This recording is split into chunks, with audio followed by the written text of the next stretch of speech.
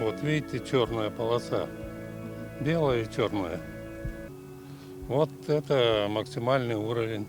Я, конечно, такого не видел, но говорят, в 2004 что ли, году такой же уровень был.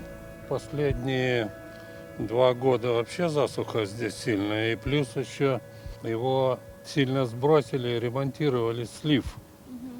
И поэтому до этого сбросили, и 2 года было засушливо, и поэтому уровень такой.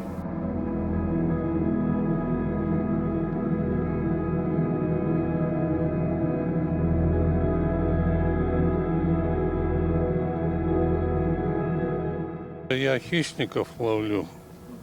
Если крупная щука попадет, я ее беру. Если мелкая попадет, я ее отпускаю. А там с плотины вот сидят, там карпов ловят. Сейчас, когда обмелело, то щуки много ловят.